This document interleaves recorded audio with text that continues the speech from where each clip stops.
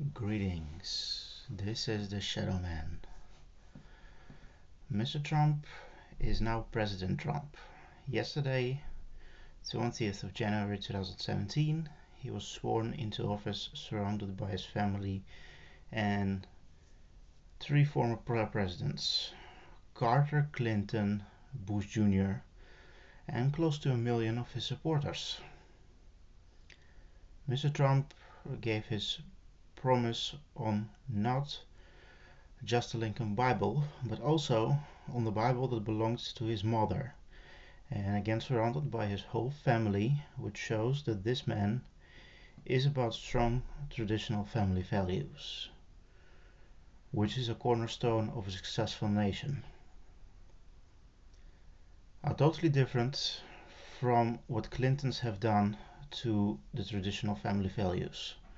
Look up Adoption and Safe Families Act, Public Law 105-89. And then watch the documentary Divorce Corp from 2014 to see where this law led to.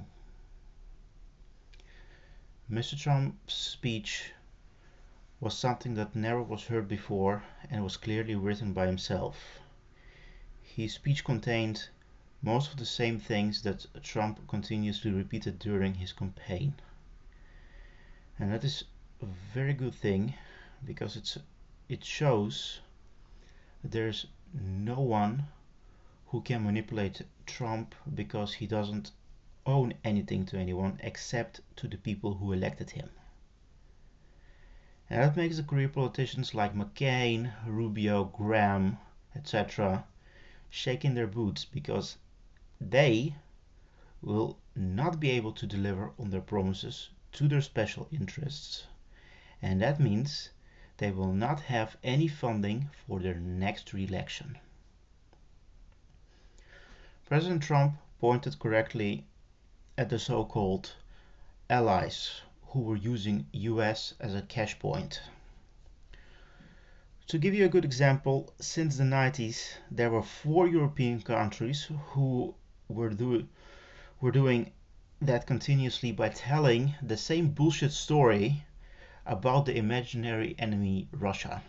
I'm talking about Estonia, Latvia, Lithuania and Poland.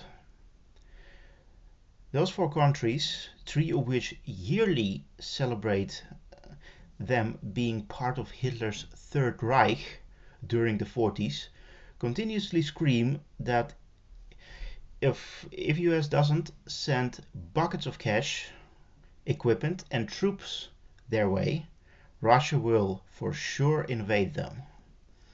Russia could not give a rat's ass about those countries, since again 3 out of 4 are wastelands with just a couple of cities in them.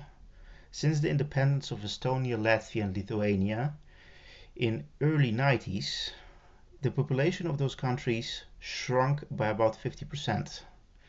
And those people never intend to come back, because there's nothing to come back to.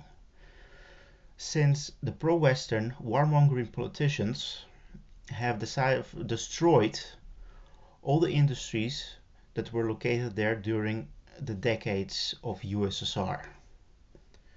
So Mr. Trump is totally right to finally put his focus on domestic problems instead of being a babysitter of lazy, lying, so-called allies. I really wish American people and President Trump successes in restoring the infrastructure, bringing the jobs back, and making healthcare affordable, and taking care of the veterans.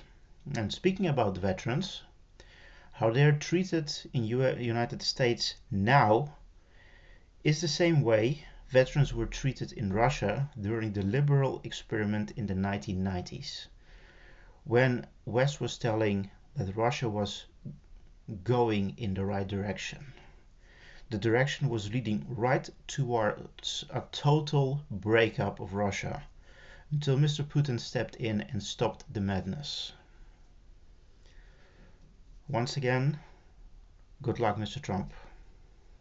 Or should I say, President Trump. This was the Shadow Man. Thank you for listening.